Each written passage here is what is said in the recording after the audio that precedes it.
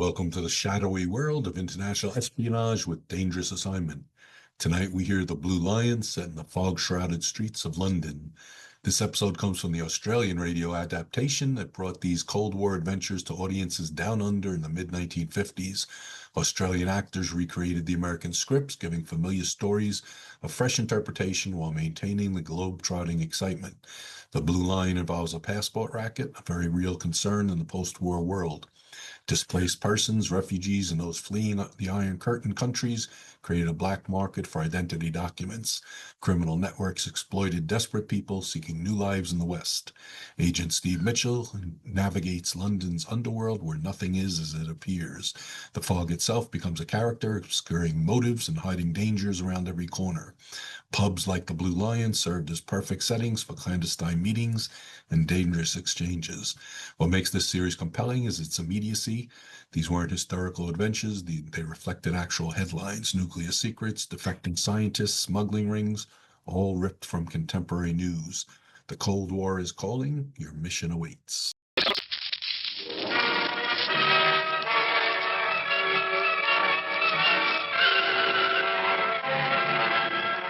Danger is my assignment.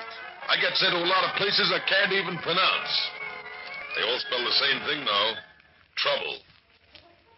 But when I walk into the commissioner's office, I don't realize this assignment's going to prove that sometimes a guy who tries to take somebody for a ride ends up getting taken.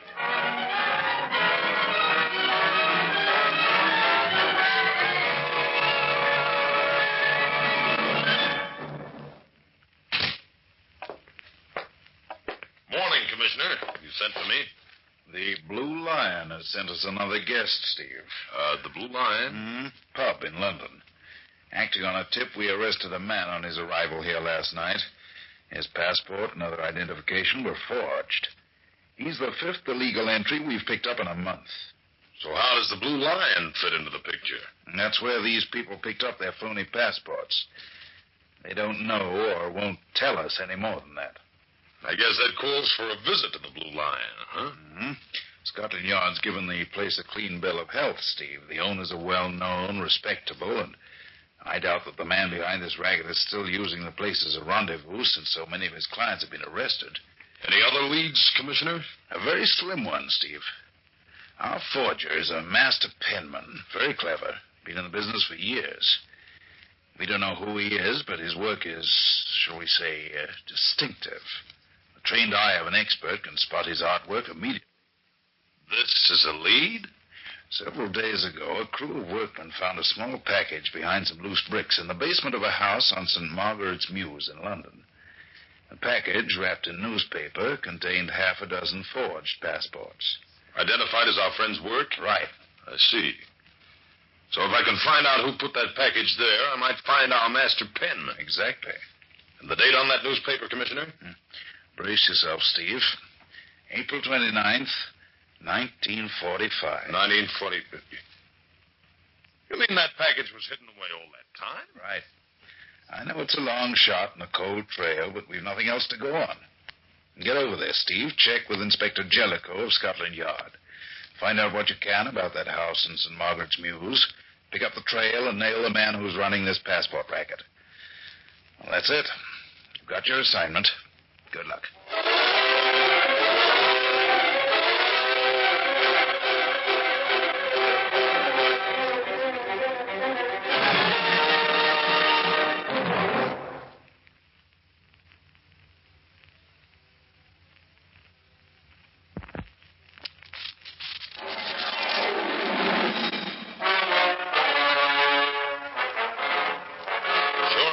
Assignment. Get over to London and track down a master penman who's running a flourishing racket in phony passports. And all I have to start with is a package wrapped in an old newspaper. A package that was found hidden away in the basement of an old house. It's late Thursday afternoon when my plane lands. I head for Scotland Yard, the office of Inspector Jellicoe. Here's a brief history of the house, Mr. Mitchell. A list of occupants and owners, past and present. Look, Inspector, about the newspaper, the wrapping on the package that was found in the basement. Yes, I have it just in here, Mr. Mitchell. Huh? Thank you. there any possibility the package might have been hidden away in the house during, say, the past year? Hardly. You see, Mr. Mitchell, the house in St. Margaret's Mews was severely damaged during the war years. A good deal of repair work was done in the basement in the latter part of 1945. New walls, reinforcements, and so on. I see. And the package was found behind the new construction work. That's right. Exactly when did this repair job begin, do you know? Let me see now. Yes, here we are. The work was begun in August of 1945. And this newspaper is dated April 45. Well, that narrows it down to roughly 3 months when it could have been put there. I wonder why the package wasn't removed during that time, why he didn't come back for it. Well, it's hard to say. Who owned the house then, Inspector? It's in the report here. Let me see. Yes. Ian Mackay, second cousin of Sir John Stoker. Lived there alone? He was with the Royal Air Force at the time, living at the house with his wife Emily, 2 youngsters, Ronald and Valerie. Any servants? Yes, 3. An elderly couple named Denny, a maid named Clara Fitzsimmons. Where are they now, do you know? Well, Ian Mackay was killed in a plane crash in 1946. His wife remarried 3 years later and is now living in Canada. The children are with her. The Dennys are both dead. And as for the maid Clara, well, we haven't been able to track her down yet. Who could have had access to that basement other than the people living in the house? Anyone in the whole of London, Mr. Mitchell. What? Yes. You see, it was used for a time as an air raid shelter. Oh, great. Well, let's get back to the item you were wondering about, Inspector. Why was the package stashed away there in the first place? Any ideas? Well, let's examine this possibility. The person carrying the package believes he's being followed. The police, and he doesn't want to get caught with the evidence on him. Yes. So he slips into the air raid shelter. It's deserted. He finds a place to hide the package, slips out again. This piece of newspaper seems to back up that line of thinking, Inspector. No, you've noticed that, have you? Yeah, sure. Here we have a single sheet torn from the rest of the newspaper, and what is it? Part of the want ad section. Up at the top of the page is the tail end of the column Rooms to Let. Indicating that our friend, aware he was being followed, was seeking a change of address. You'll notice the last 6 listings in that column have London addresses. And there are some pencil marks beside them. It'd be too much to expect to find him still living in one of these rooming houses after all these years. But it might give me a lead. That's right. I'll take a crack at it, Inspector. You have any plans? I thought I'd drop round to the Blue Lion Inn, check with the man I have there, and then go on trying to track down that maid of the Mackays, Clara Fitzsimmons. Good idea. See you later, Inspector.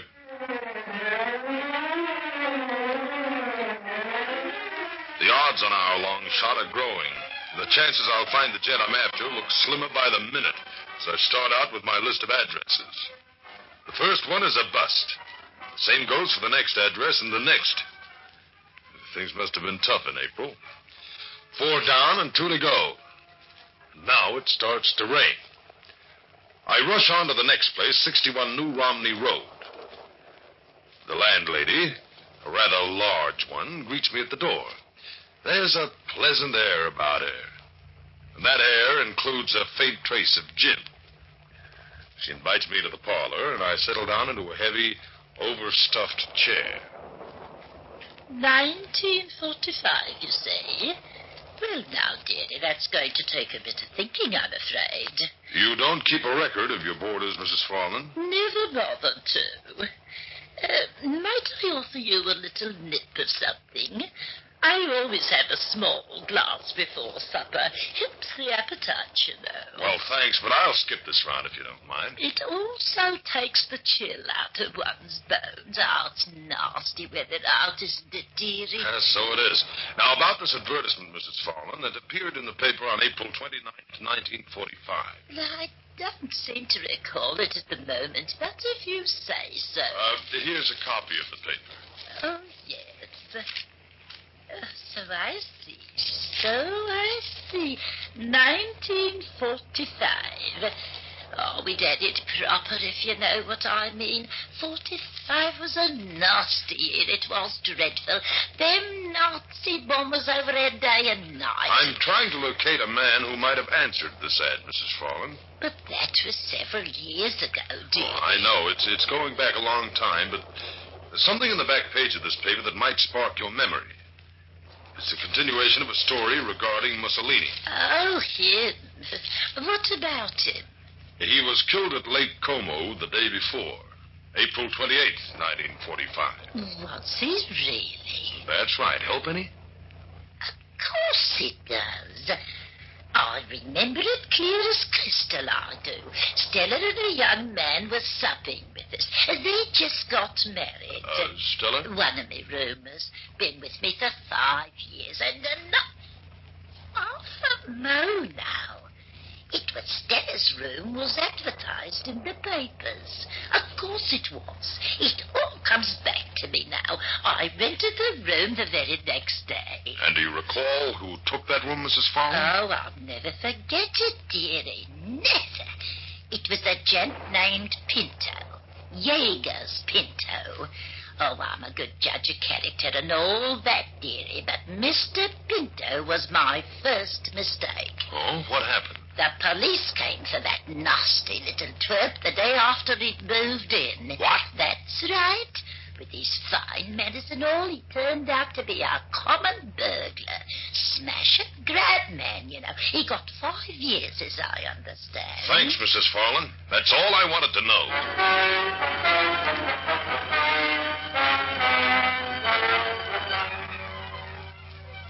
What was that name again, Mr. Mitchell? Jaeger's Pinto, Inspector. He was picked up at 61 New Romney Road on May 1st, 1945. Smash and grab artist. Served 5 years. That could explain why the package wasn't picked up from the basement. His present address is 924 Bexhill Place. Hey, how'd you know that? I've been checking up on your Mr. Pinto through quite another lead. You see, I've found Clara Fitzsimmons. The maid who worked for the people who had the house on St. Margaret's Mews in 1945? That's right. She's a barmaid now, and her married name is Mrs. Jaeger Pinto. Oh, brother.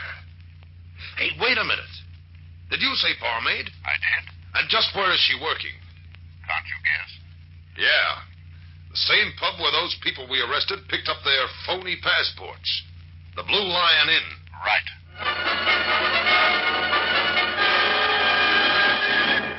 Ten minutes later, Inspector Jellicoe picks me up in his car, and we roll out to 924 Bexhill Place, the present address of our long-lost friend, Jaeger's Pinto.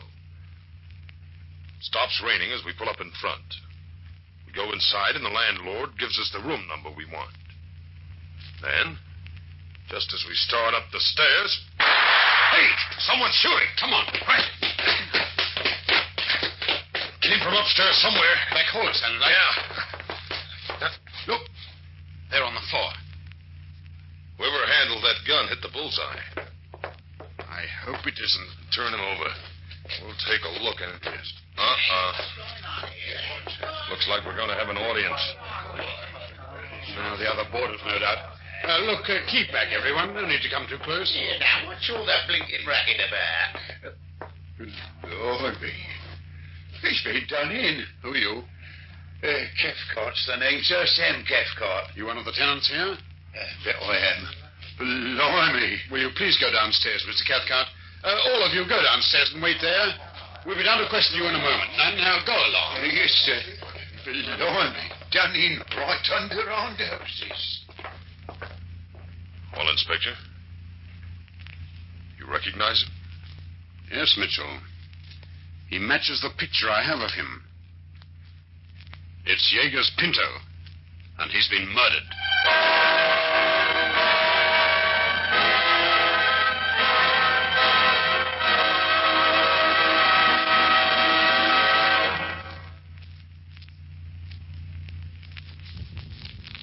And now back to Dangerous Assignment and Steve Mitchell.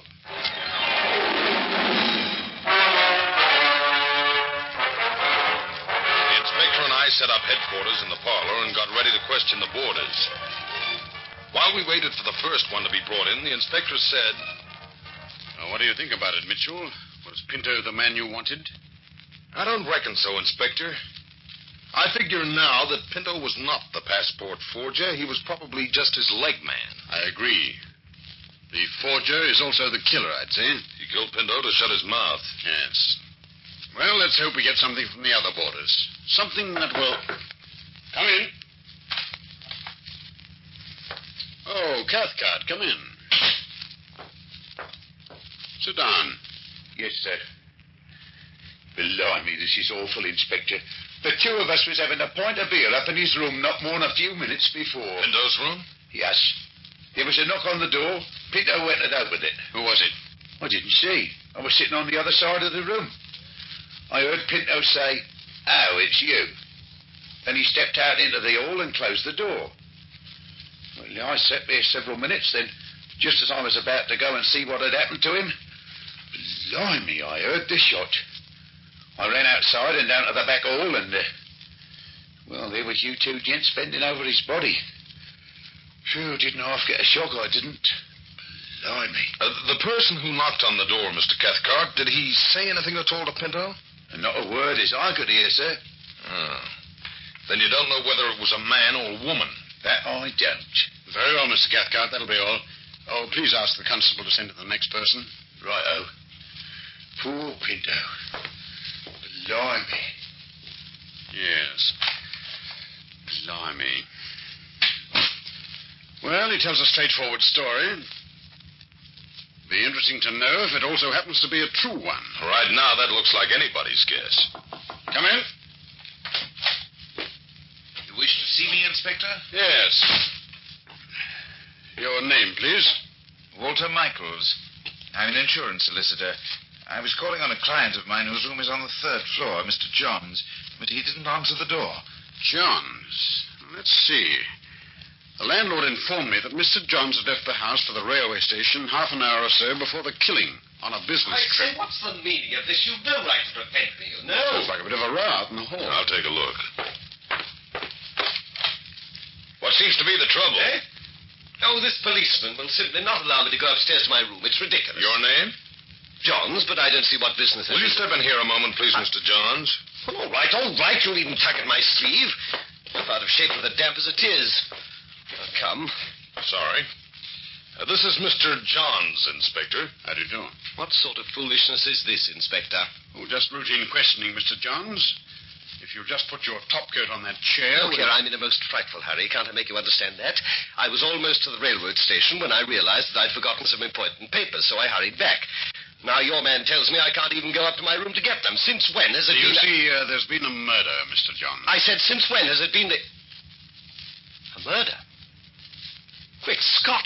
Mr. Johns, you haven't said hello to your insurance solicitor here.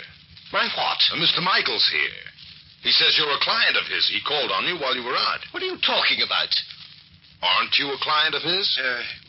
You see, gentlemen, Of course I'm not a client of his. I've never seen the man before in my life. What's that? Well. How now, Mr. Michaels? Gentlemen, if I could speak to you in private. By all means, Mr. Michaels.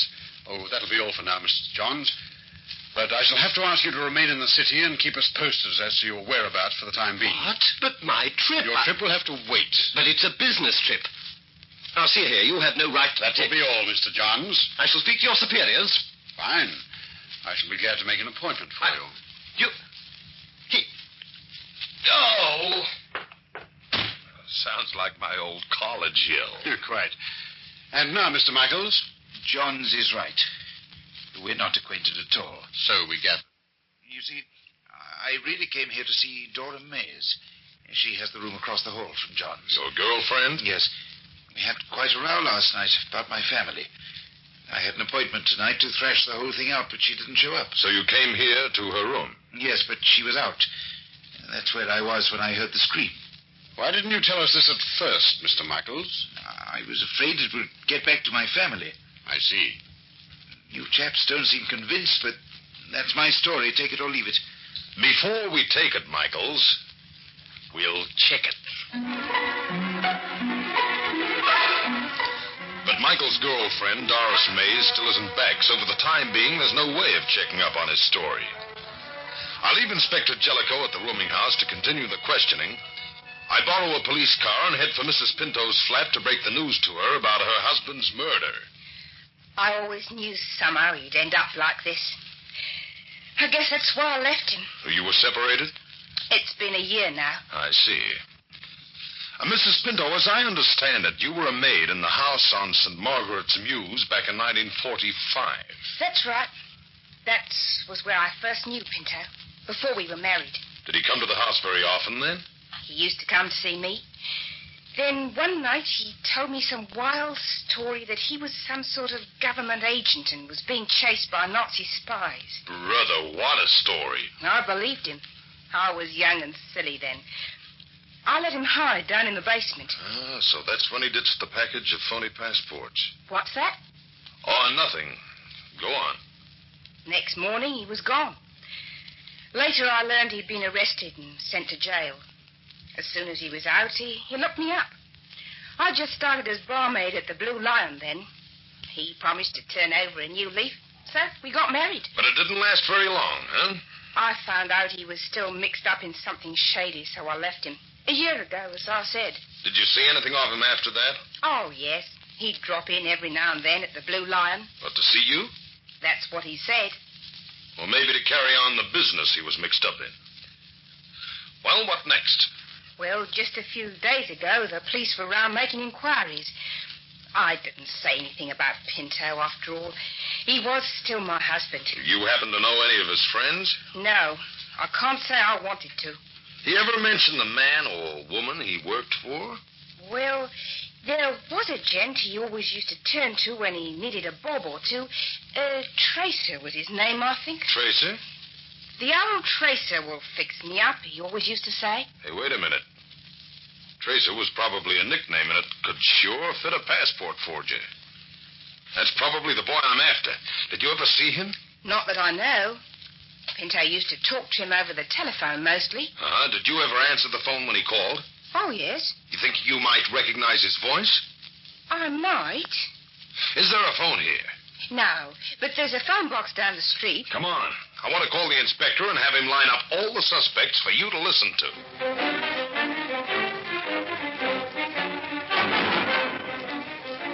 Mrs. Pinto puts on a coat and we go outside. I step into the phone box and the little light goes on. Just as I start to dial a number, I spot a glint of metal across the street. I hit the floor fast. I dive outside, but there's no one in sight across the street. Nothing but the mouth of an alley and the sound of some distant running steps. I could never catch up to him now. Mr. Mitchell? You okay, Mrs. Pinto? Yes, I jumped into this doorway when it happened. Okay, come on. Got a police car down the street and... What is it?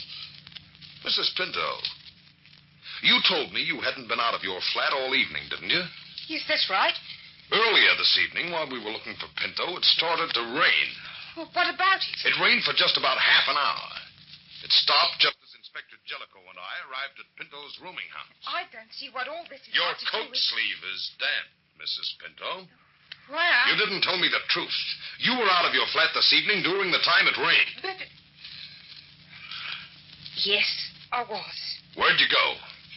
I started for Pinto's rooming house to tell him the police were making inquiries about him. Halfway there, I changed my mind. I came back. You sure you didn't go to the rooming house? Quite sure. Hey, hold everything. The damp sleeve. What about it? I told you. Yeah, you just told me the answer. I take Mrs. Pinto back to her flat and tell her to lock herself in. Then I go outside and slide behind the wheel of the borrowed police car, just in time to feel a gun barrel nudge me in the back of the neck. Well, well. That would be Mr. Johns, I presume. Quite right, Mitchell. Keep looking straight ahead. Okay. So you're the big cheese of the passport racket. Start the car. If you insist.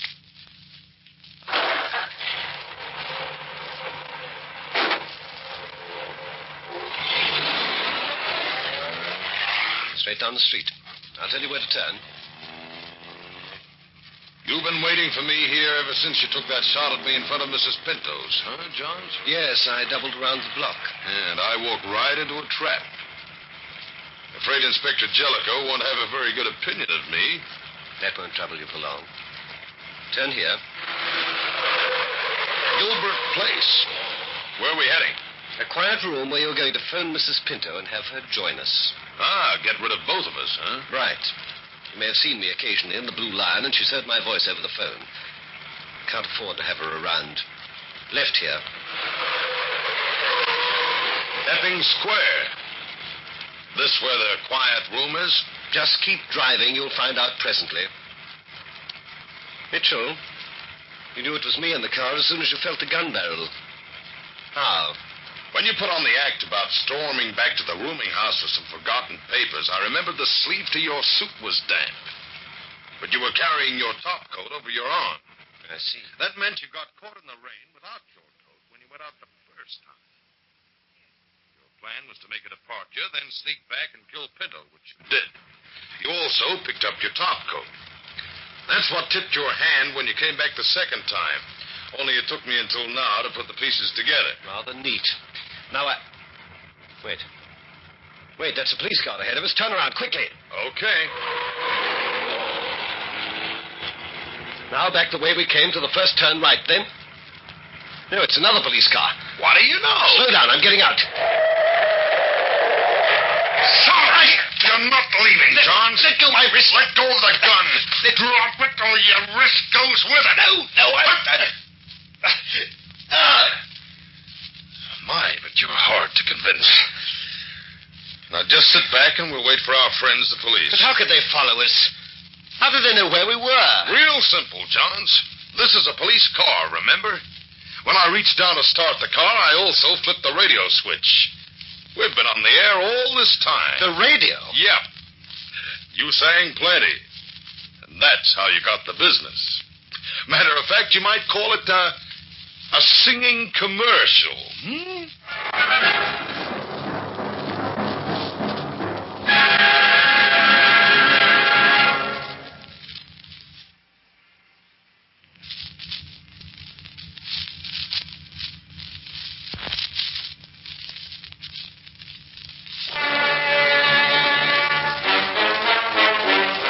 Dangerous Assignment, starring Lloyd Burrell as Steve Mitchell. This is a Grace Gibson radio production directed by Lawrence H. Cecil. Be with us again next week, same time, when Steve Mitchell will embark on another dangerous assignment.